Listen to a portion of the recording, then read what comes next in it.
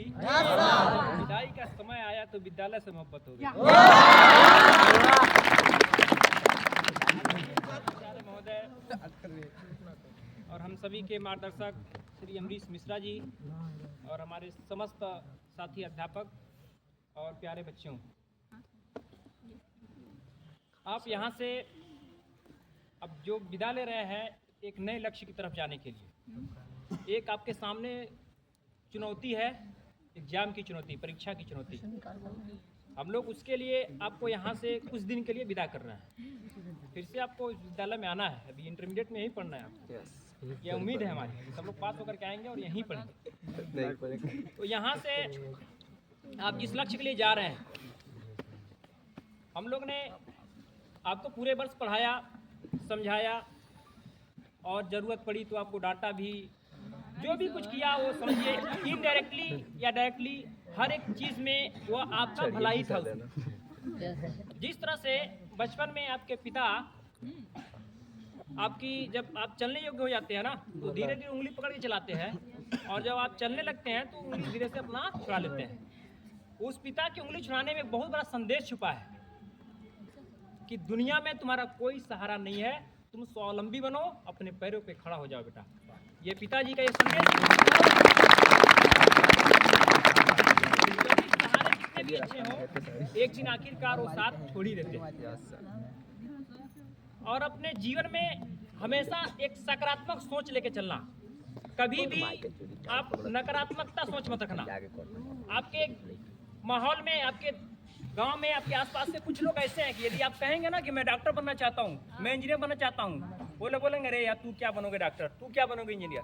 ऐसी दिमाग में आपके इंजेक्ट कर देंगे कि आप ऐसा नहीं कर सकते हैं। लेकिन मैं आपको बता दूं कि हर एक बच्चा विशिष्ट होता है और हर एक बच्चे के अंदर क्षमता है, वो हर एक चीज़ कर सकता है। यदि आप सोच सकते हैं तो आप कर सकते हैं।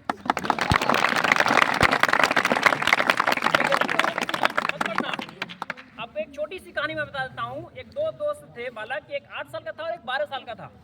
दोनों कहीं जंगल में घूमने गए थे और उसका छोटा जो बड़ा दोस्त था ना 12 साल का, वो कुएं में गिर जाता है।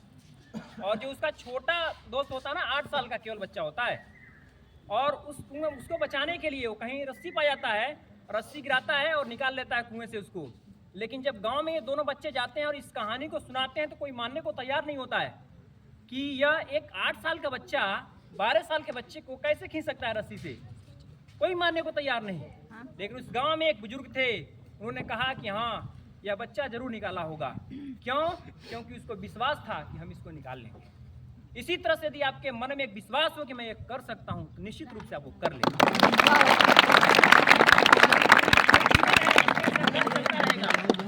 चुनौतियां का सामना करना पड़ेगा। देखते हो जिस तरह से जब आसमान में बादल छाए होते हैं, बादल गरज रहे होते हैं, उस समय जो साधारण पक्षी होते हैं ना, वो आश्रय का तलाश लेते हैं। लेकिन उसी समय बाज आकर के उन बादलों के बीच में अपने पंख को फैला देता है और चुनौती देता है बादल को, तू गरज ले, मैं जो करना है वो करके रहूंगा। आपकी उड़ान को कोई नहीं रोक सकता यदि आपकी सोच सकारात्मक है और सही मार्गदर्शन है। यदि आप अपने लक्ष्य की तरफ सही दिशा में मेहनत कर रहे हैं तो निश्चित रूप से जीवन में आप सफल होंगे। संघर्ष करो, प्रयास करो, कुछ तकलीफ तो होती है जीने में, तूफान भी थम जाता है लक्ष्य होकर सीने में। लास्ट में 2 पंक्तियां कहना चाहूंगा। आंखों से तुम दूर हो रहे, दिल में सदा बसते रहोगे, हमारी दुआएं साथ है, जिंदगी में सदा हंसते रहोगे।